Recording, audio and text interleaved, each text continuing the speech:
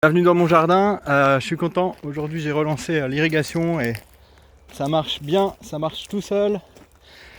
C'est vraiment après des années que j'ai trouvé ce système qui correspond vraiment bien aux dimensions, qui correspond vraiment bien à l'installation que j'ai. Donc c'est un système d'irrigation par aspersion, j'utilise que ça. Je suis dans une zone qui est en ville, en fait je suis à Strasbourg, mais c'est quand même une zone isolée. Du coup, j'ai pas d'électricité du réseau, j'ai que l'électricité par des panneaux solaires qui sont ici, là. Hop, voilà. Et j'ai 3 panneaux solaires, c'est eux qui alimentent une pompe qui est branchée dans la nappe phréatique. On a la chance d'avoir une super nappe phréatique ici dans la région, en Alsace, dans le Bas-Rhin. Après, là, on est à 100 mètres maximum du Rhin. Donc bon, de l'eau, il y en a, ça manque pas. Et ben ouais, j'ai trouvé des asperceurs, des micro-asperceurs qui fonctionnent super bien, des wobblers ça s'appelle, et ça me permet avec 1, 2, 3, 4 et 5 là-bas dans mon potager, ça me permet d'irriguer toute la surface.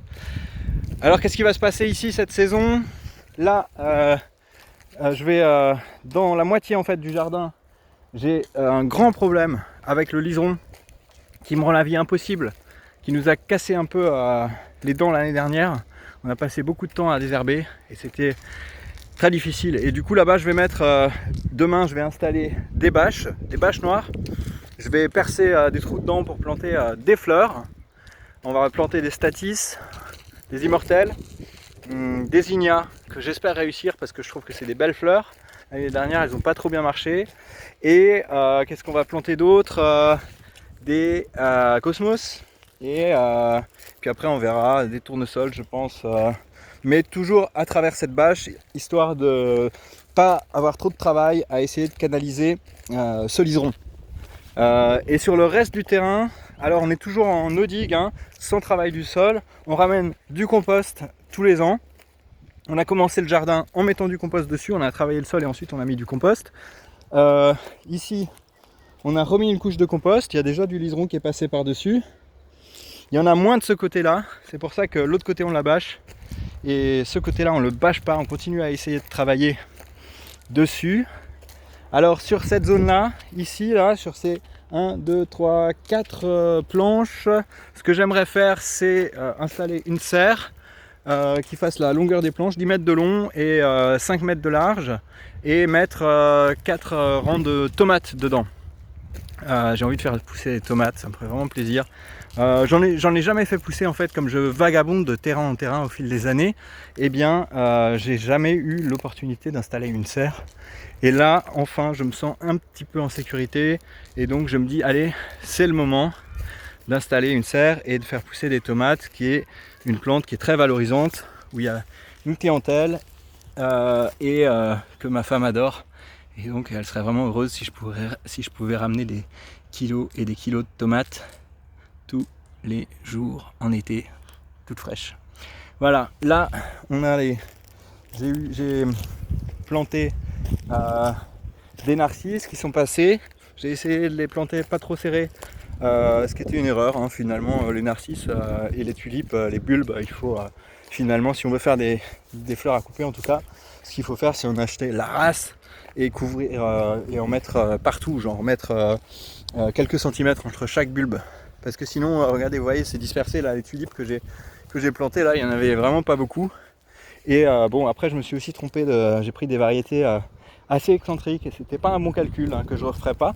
Déjà parce que je pensais qu'elles auraient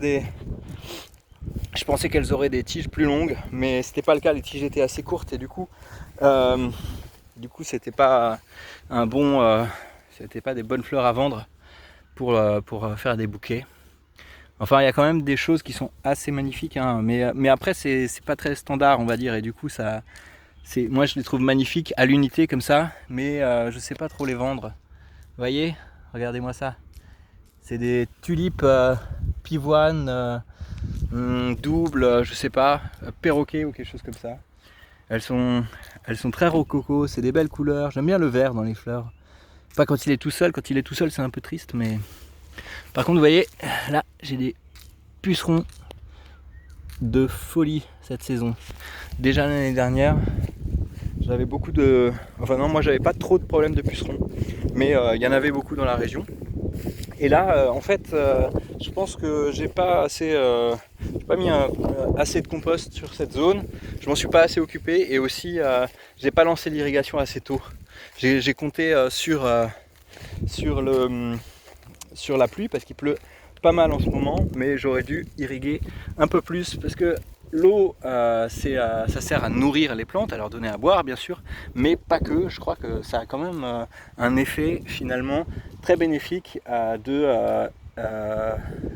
d'insecticides.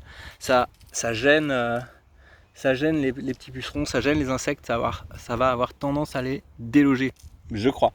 Et ici on a quelques plants on a des planches, on a 2 planches de pivoine, mais qui ne sont pas encore vraiment bien implantées. Là on en a une belle qui est aussi un petit peu attaquée. Il y a des abeilles dedans, il y a des trucs bizarres dedans, il y a des fourmis. Ouais, voilà. Ouais, bon, je pense que les pivoines ce sera pour l'année prochaine parce qu'ils grandissent, mais petit à petit. J'ai encore acheté une variété de pivoine blanche là que je vais planter. Et à côté les dahlias qui commencent à pointer le bout de leur nez, tout doucement. Mais ça va venir. Et là aussi je vais ajouter une planche ou 2.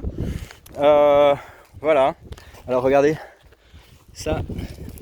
Ah bah là maintenant que je vous en parle, je sais plus comment ça s'appelle. Mais vous savez, c'est les petites capsules bleues.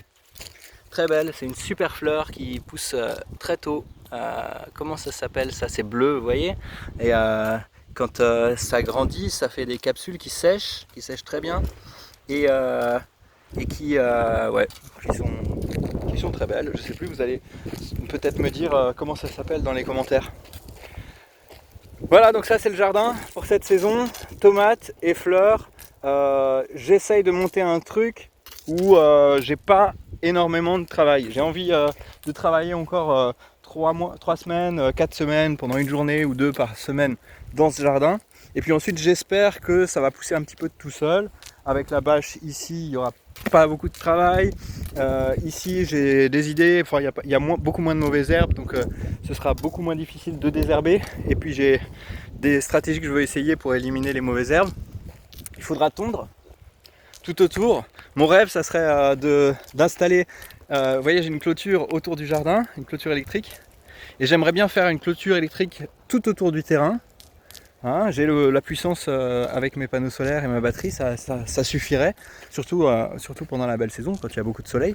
Et j'adorerais installer des oies et installer des chèvres, les oies qui mangeraient l'herbe, et des chèvres qui mangeraient les ronces. Parce que bien sûr, comme j'ai pas les gros matériels et comme j'ai pas le temps pour déroncer tout ça, débroussailler, il y a des ronces qui s'installent.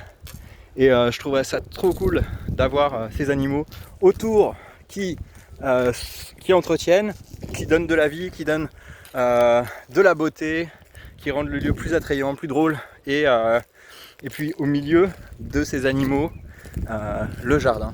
Voilà, alors voilà, c'est mon jardin. J'espère que ça vous a plu. Ouais.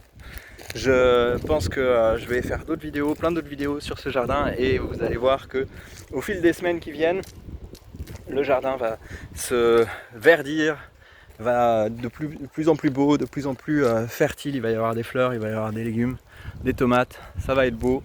Alors abonnez-vous.